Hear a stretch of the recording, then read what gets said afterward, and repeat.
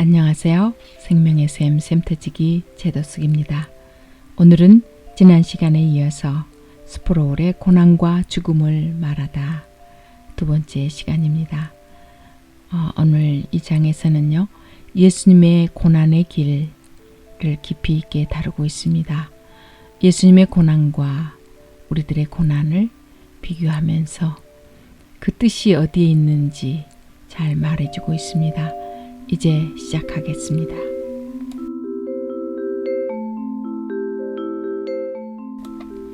고난의 길. 예수님이 겟세마네 동산에 기도하러 가셨을 때 그분의 영혼은 슬픔과 깊은 고민을 나타내셨다. 그 순간은 예수님께 강렬한 고뇌의 시간이었다. 그분은 대순환의 절정을 향해 나아가고 계셨고 예수님의 대순환은 그분의 신적 소명의 핵심이었다. 하나님께서 자기 독생자에게 명하신 고난보다 더 큰 고난을 명령받은 사람은 아무도 없었다. 이와 같이 우리 주님은 고난받는 구세주셨다. 그분은 우리보다 먼저 미지의 고통과 죽음의 땅에 들어가셨다. 그분은 아무도 가도록 부름받지 않은 곳으로 가셨고 그분의 아버지는 우리가 결코 입에 대지 않을 잔을 그분이 마시게 하셨다. 하나님은 우리에게 그리스도께서 친히 지신 고통과 비길 만한 일을 겪으라고 요구하지 않으실 것이다. 하나님께서 우리에게 어디로 가고 어떤 일을 겪으라고 명하시든 그것은 예수님이 경험하신 일에 훨씬 못 미칠 것이다. 사역 초기부터 예수님은 자신의 사명을 의식하고 계셨다. 처음부터 그분은 사형 선고 아래 계셨다. 그분의 질병은 치명적이었다. 성부 하나님은 모든 종류의 치명적인 질병으로 십자가에서 그분을 괴롭히셨다. 물론 이것이 예수님이 생체 조직 검사에서 양성 반응을 보이셨다거나 의사가 한센병으로 진단했음을 의미하지 않는다. 그분은 어떤 질병을 앓으셨다는 외면적인 증거 없이 죽음을 맞으셨다. 하지만 모든 질병이 합쳐진 것과 같은 고통이 그분께 가해졌다. 인류의 모든 악과 질병과 고통의 참화를 자기 몸에 짊어지셨기 때문이다. 이 세상의 악이 거대한 복합체이기 때문에 예수님이 당하신 고난도 다양했다. 모든 죄의 모든 영향이 그분께 가해졌다. 그런 무서운 짐을 짊어지는 것이 그분의 소명이었다. 모든 고통과 질병을 짊어지는 것이 그분의 사역이었다. 그 일이 얼마나 소름 끼치는 일인지 가늠하는 것은 우리의 지각을 초월한다. 하지만 그분은 그것이 자신이 짊어져야 할 짐이라는 사실을 아셨기 때문에 그 일이 얼마나 소름 끼치는 것인지도 깨닫고 계셨다. 고난받는 그리스도. 하나님의 아들이 고난을 당한다는 것은 그분의 동시대인들에게 생각조차 할 수 없는 일이었다. 따라서 그것은 헬라인들에게 거침돌이 되었다.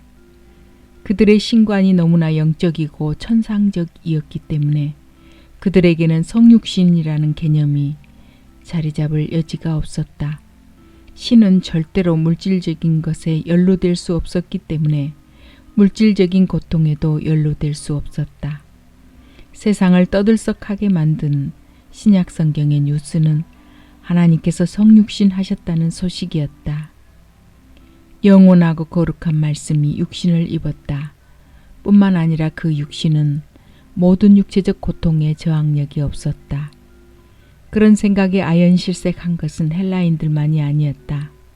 하나님께서 인간의 몸을 입고 나타나신다는 것은 유대인들에게도 생각할 수 없는 일이었다.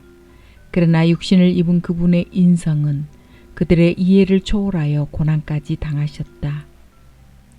가이사랴 빌립보에서 베드로는 가장 위대한 신앙 고백을 한 바로 다음 순간에 예수님의 준엄한 꾸지람을 들었다. 너희는 나를 누구라 하느냐?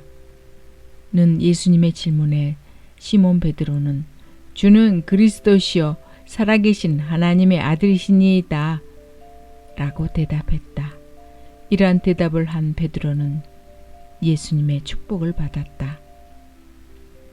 예수께서 대답하여 이르시되 바요나 시몬아 내가 복이 있도다. 이를 내게 알게 한 이는 혈육이 아니요 하늘에 계신 내 아버지시니라.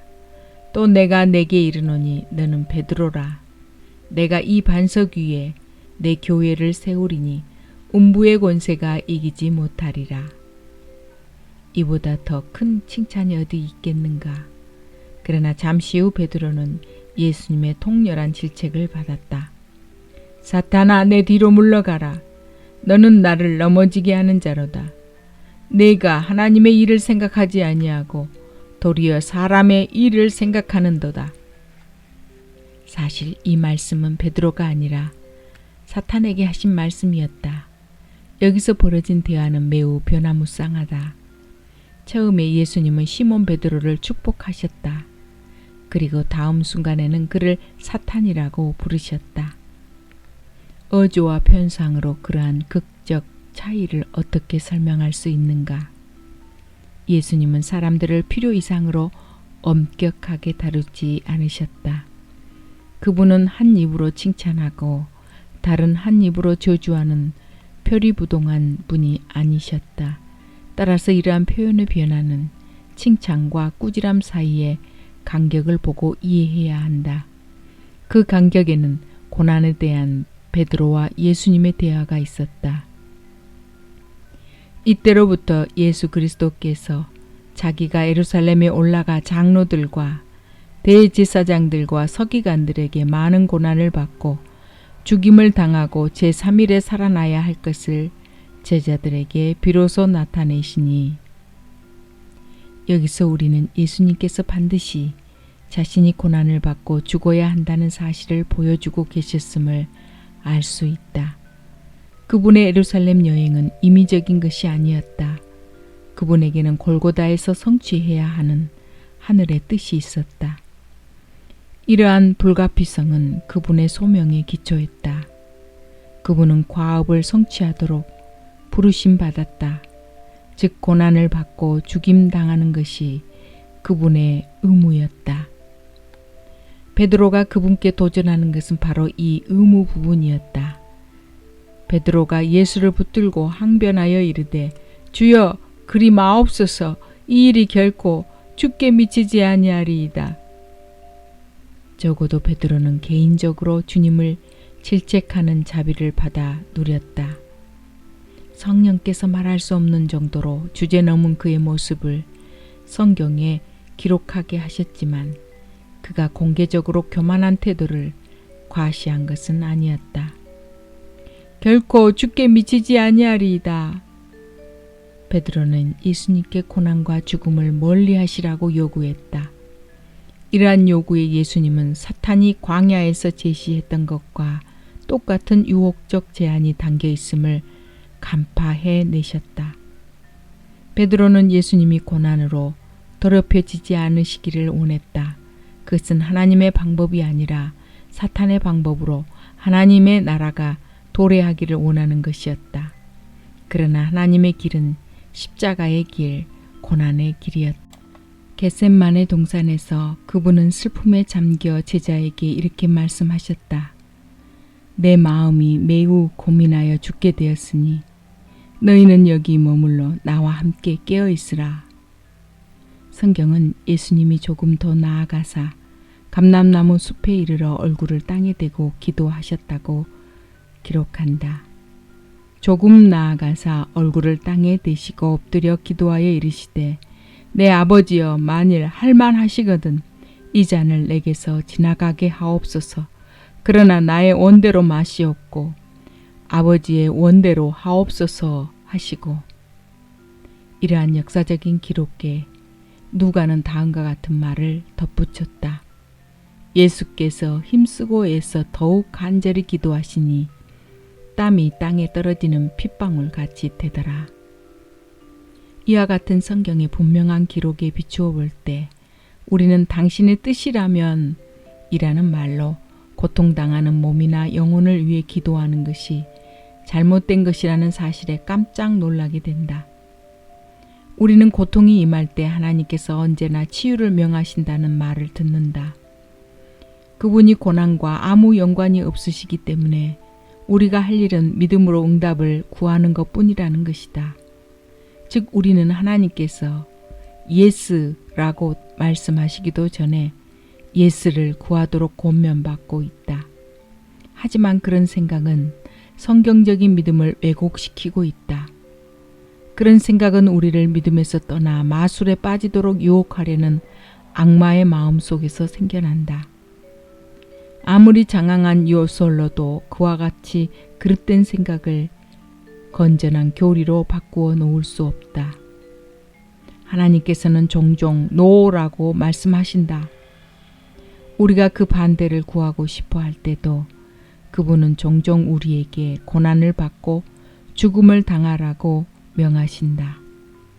겟셋마네에서 그리스도께서 기도하신 것보다 더 간절히 기도한 사람은 없다. 어느 누가 믿음으로 기도하지 않았다고 예수님을 비난하겠는가? 그분은 땀이 땅에 떨어지는 핏방울같이 되도록 기도하시면서 아버지께 이렇게 간구하셨다. 할만하시거든 이 잔을 내게서 지나가게 하옵소서. 예수님의 기도는 솔직하고 명료했다. 그분은 구원을 요청하셨다. 소름이 끼칠 만큼 쓴 잔을 제거해달라고 간구하셨다. 그분의 인성의 모든 부분이 그 잔으로부터 움츠러들었다. 그분은 아버지께 자신의 의무를 벗어날 수 있게 해달라고 예걸하셨다.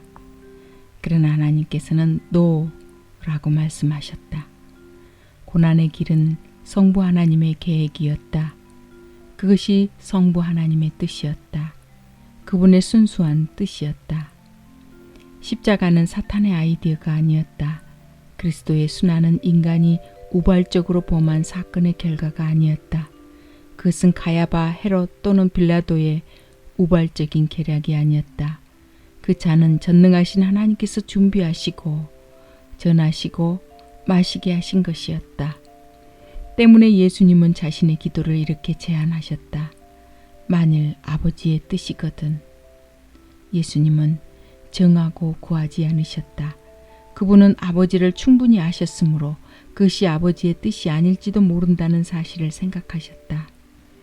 그 이야기는 다음과 같은 말로 끝나지 않았다. 그러자 아버지께서 자신의 계획을 악한 일을 뉘우치시고 그 잔을 제하셨으므로 이후 예수님은 행복하게 사셨다.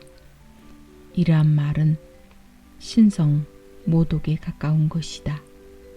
복음은 꾸민 이야기가 아니다. 성부 하나님께서는 그 잔을 놓고 타협하지 않으셨다. 예수님은 그 잔을 마지막 한 방울까지 다 마시도록 부름 받으셨고 그 소명을 받아들이셨다. 그러나 내 원대로 마시옵고 아버지의 원대로 되기를 원하나이다. 그러나 라는 말은 최고의 믿음을 드러내는 기도였다. 믿음의 기도는 하나님께 우리의 뜻을 요구하는 것이 아니다. 그것은 요구를 들어주실 거라고 주제넘게 가정하는 것이다. 진정한 믿음의 기도는 예수님의 모범으로 보여주신 기도다. 그 기도는 언제나 순종의 태도로 드려진다. 우리는 우리의 모든 기도를 통해서 하나님을 하나님 되게 해야 한다. 성부 하나님께 그분이 무슨 일을 하셔야 하는지 말할 사람은 아무도 없다. 아들조차도 마찬가지다. 기도는 언제나 하나님 아버지의 뜻에 겸손히 순종하는 태도로 드리는 간구가 되어야 한다. 또한 믿음의 기도는 신뢰의 기도이며 믿음의 본질은 신뢰다. 우리는 하나님께서 무엇이 최선인지 알고 계심을 신뢰한다. 신뢰하는 태도에는 하나님 아버지께서 우리에게 행하기 원하시는 일을 기꺼이 행하려는 태도가 포함된다. 그런 신뢰가 겟셋마네에서의 그리스도의 모습에서 구현되었다. 본문이 명확하게 밝히고 있지 않지만 예수님이 자신의 간구에 대한 아버지의 뜻을 가지고 동산을 떠나셨다는 것은 분명한 사실이다. 그분은 욕설을 퍼붓거나 원한을 품지 않으셨다. 그분의 양식은 아버지의 뜻을 행하는 것이었다. 아버지께서 놓으라고 말씀하시면 그 문제는 결정된 것이었다. 예수님은 스스로 십자가를 준비하셨다. 그분은 예루살렘에서 도망치지 않으셨고 오히려 마음을 정하여 그 성으로 들어가셨다. 예수님은 우리를 위해 고난을 당하신다. 그리고 우리는 그분의 고난에 동참하도록 부름받았다. 우리에게는 그리스도의 고난에 참여하는 의무와 특권이 동시에 주어져 있다. 사도 바울은 나는 이제 너희를 위하여 받는 괴로움을 기뻐하고 그리스도의 남은 고난을 그의 몸된 교회를 위하여 내 육체에 채우노라. 이렇게 말했다. 여기서 바울은 자기가 괴로움을 기뻐한다고 선언하고 있다. 그 말이 그가 고통과 고생을 즐긴다는 뜻이 아니라는 것은 분명하다. 오히려 그 기쁨의 원인은 고난의 의미에서 찾아볼 수 있다. 그리스도의 남은 고난을 채우노라. 표면적으로 바울의 설명은 놀라운 것이다. 그리스도의 남은 고난이 도대체 무엇이란 말인가? 그리스도께서 자신의 구속사역 절반만 마치고 나머지를 바울이 완수하도록 기다리셨다는 말인가? 예수님이 십자가에서 다 이루었다고 말씀하시면서 진상을 과장하셨단 말인가? 그리스도의 남은 고난이 정확히 무엇일까? 가치면에서 볼 때 예수님의 고난에 뭔가 부족한 것이 있다고 말하는 것은 불경스러운 일이다. 그분의 대속적인 희생의 공로는 무한하다. 그분의 완전한 순종에는 아무것도 추가될 수 없다. 완전한 것보다 더 완전한 것은 있을 수 없다. 절대적으로 완전한 것은 증가되거나 감소될 수 없다. 예수님의 공로는 이제까지 범했거나 장차 범하게 될 모든 죄를 대속하기에 충분하다. 그분의 대속적인 죽음은 단번에 이루어졌기 때문에 반복될 필요가 없다. 구약의 희생 제사들이 반복된 것은 그것이 장차 임할 실제의 불완전한 그림자였기 때문이다. 로마 가톨릭 교회는 그리스도의 공로에 추가되는 성인들의 공로 개념을 지지하려는 목적으로 이 구절을 인용했다. 이는 죄인들의 결함을 덮고 가리기 위한 그들의 방식이었다. 그러한 교리는 개신교 종교개혁이라는 회오리 바람의 눈이었다. 마르틴 루터가 항의한 핵심이 바로 그리스도의 고난의 충족성과 완전성의 실추였다. 이 구절에 대한 로마 가톨릭의 해석을 엄격하게 부인한다 해도 여전히 문제가 남는다. 바울의 고난이 그리스도의 남은 고난의 공로로 추가되지 않는다면 그것이 추가하고 있는 것이 무엇인가? 이 어려운 질문에 대한 답은 그리스도의 겸손에 참여하라는 소명에 대한 신약 성경의 더 폭넓은 가르침에 담겨 있다. 우리가 받는 세례는 그 자체로 우리가 그리스도와 함께 장사 지낸 바 된 사실을 나타낸다. 바울은 우리가 예수님의 겸손에 자발적으로 참여하지 않는 한 그분의 높아지심에도 참여하지 못할 것이라는 사실을 재차 언급하고 있다. 바울은 자신의 고난이 교회에 유익이 된다는 사실을 기뻐했다. 교회는 그리스도를 모방하도록 부름받았다. 고난의 길을 가도록 부름받은 것이다. 바울이 가장 좋아한 비유는 인간의 몸을 이미지화한 것이었다. 교회는 그리스도의 몸으로 부름받았다. 따라서 교회를 계속되는 속육신이라고 부르는 것은 어느 정도 타당하다. 교회는 우리가 실제로 만날 수 있는 지상에서의 신비로운 그리스도의 몸인 것이다. 그리스도께서는 교회를 자신과 너무나 밀접하게 연결시키신 나머지 다메섹 도상에서 바울을 부르셨을 때 이렇게 말씀하셨다. 사울아, 사울아, 내가 왜 나를 핍박하느냐? 사울은 예수님을 핍박하지 않았다. 예수님은 이미 하늘로 승천하셨고 이미 바울의 적대 행위의 힘이 미치지 않는 곳에 계셨다. 사울은 단지 그리스도인들을 핍박하느라 바빴다. 그러나 예수님은 자신과 교회와의 그러한 결속 관계를 알고 계셨기 때문에 교회에 대한 공격을 자신에 대한 직접적인 공격으로 간주하셨다. 교회는 그리스도께 속한다. 교회는 그리스도로 말미암아 구속되었다. 교회는 그리스도의 신부다. 그리스도께서 교회에 내주하신다. 그러나 교회는 그리스도가 아니다. 그리스도는 완전하시지만 교회는 불완전하다. 그리스도는 구속하시는 주님이시지만 교회는 구속받은 자들의 모임이다. 교회는 그리스도의 고난에 참여한다. 그러나 이 참여는 그리스도의 공로에 아무것도 추가하지 않는다. 그리스도인의 고난은 다른 사람들에게 유익을 끼칠 수 있지만 대속에는 거의 영향을 미치지 못한다. 다시 말해 나는 어떤 사람의 죄도 대속할 수 없다. 내 죄도 마찬가지다. 그러나 나의 고난은 다른 사람에게 커다란 유익을 끼칠 수 있다. 나의 고난을 통해 우리를 대속하신 분을 증거하는 역할도 할 수 있다. 신약 성경에서 증거를 뜻하는 말 마르투스에서 순교자라는 단어가 파생되었다. 즉 그리스도의 대의를 위해 고난받고 죽음을 당한 사람들이 순교자라고 불리는 것은 그들의 고난이 그리스도를 증거하기 때문이다. 예수님의 남은 고난은 하나님께서 자기 백성들에게 겪도록 명하신 계속적인 고난이다. 하나님은 자신의 구속 계획을 성취하시기 위해 모든 세대의 사람들을 부르신다. 이 고난은 그리스도의 공로의 어떤 결함을 성취하기 위한 것이 아니라 완전하신 하나님의 고난받는 종으로서 증인이 되라는 즉 우리를 향한 하나님의 뜻을 성취하기 위한 것이다. 이것이 실제로 무엇을 의미하는가? 나의 아버지 이야기로 돌아가 보자. 나는 아버지가 고통을 당하시는 동안 분명히 하나님께 왜라는 질문을 했을 것이라 확신한다. 겉보기에 아버지의 고난은 무익해 보였다. 아무 타당한 이유 없이 고통을 받는 것처럼 보였다. 여기서 주의를 기울여야 한다. 나는 아버지의 고난이 나의 죄를 위한 대속이라고는 조금도 생각하지 않는다.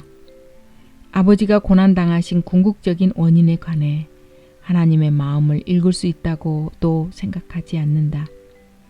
그러나 나는 다음과 같은 사실을 알고 있다. 아버지의 고난은 나의 삶에 심오한 영향을 끼쳤다. 내가 그리스도를 알게 된 것도 아버지의 죽음을 통해서였다. 아버지가 고난을 받고 죽음을 당한 궁극적인 원인이 내가 그리스도인이 되는 것이었다는 뜻은 아니다. 나는 그 일에 대한 하나님의 주권적인 이유를 알지 못한다. 그러나 나는 하나님께서 나를 위해 그 고난을 구속적인 방법으로 사용하셨다는 사실을 알고 있다. 아버지의 고난은 나를 고난받는 구주의 품 안으로 인도했던 것이다. 우리는 그리스도를 따르는 자들이다. 우리는 겟셋마네 동산까지 그분을 따라간다. 심판의 자리까지 그분을 따라간다. 고난의 길을 따라 그분을 따라간다. 죽음에 이르기까지 그분을 따라간다. 그러나 복음은 우리가 천국문을 통해서 그분을 따라간다고 선언한다. 우리가 그분과 함께 고난을 받았기 때문에 그분과 함께 일으킴을 받을 것이다. 만일 우리가 그분과 함께 낮아진다면 그분과 함께 높아질 것이다. 이와 같이 우리의 고난이 무익하지 않은 것은 그리스도 때문이다. 우리의 고난은 고난의 길을 통해 세상을 구속하신 하나님의 전반적인 계획의 일부이다. 안녕히 계세요. 다음 시간에 이어집니다.